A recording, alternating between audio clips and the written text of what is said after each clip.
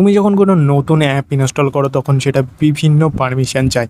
বেশিরভাগ মানুষ না ভেবেই অ্যালাউ বাটনে চাপ দিয়ে দেয়, কিন্তু তুমি কি জানো এই একটা ছোট্ট ভুল পারমিশন তোমার ব্যক্তিগত তথ্যকে বড় ঝুঁকির মধ্যে ফেলতে পারে।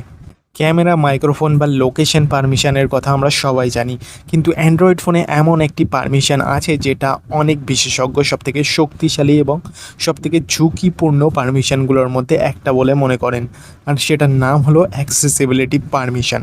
শুনতে সাধারণ মনে হলেও এই পারমিশনের ক্ষমতা অনেক বেশি। এটা চালু থাকলে তোমার অ্যাপ তোমার স্ক্রিনে কি হচ্ছে তা বুঝতে পারে এবং কোন বাটনে ট্যাপ করছো সেটাও দেখতে পারে।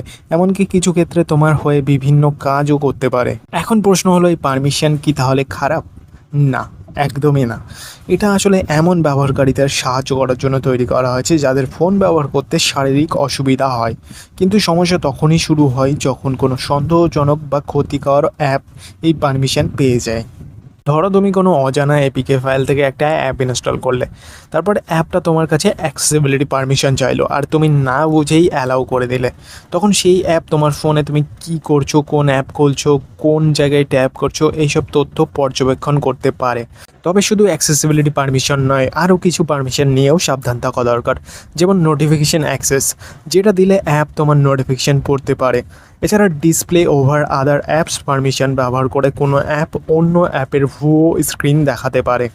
তাই এখনই তোমার ফোনের সেটিংসে গিয়ে দেখে নাও কোন কোন অ্যাপের কাছে এইসব পারমিশন রয়েছে।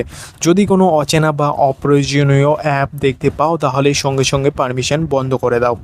মনে রাখবে, স্মার্টফোনকে নিরাপদ রাখার সবথেকে সহজ উপায় হলো যে পারমিশনের দরকার নেই সেটা কোনো অ্যাপকে না দেওয়া। কারণ অনেক সময় বিপদ ভাইরাস থেকে নয়, বরং আমাদের দেওয়া পারমিশন থেকেই শুরু হয়। তো আজকের ভিডিওতে এই পর্যন্তই। ভিডিওটা ভালো লাগলে একটা লাইক করতে একদমই ভুলো না। আর ভাই, এরকম আরও অনেক tech and tricks related video দেখার জন্য চ্যানেলটাকে অবশ্যই সাবস্ক্রাইব করে নাও। তো ভাই, দেখা হচ্ছে নেক্সট ভিডিওতে। Thanks for watching.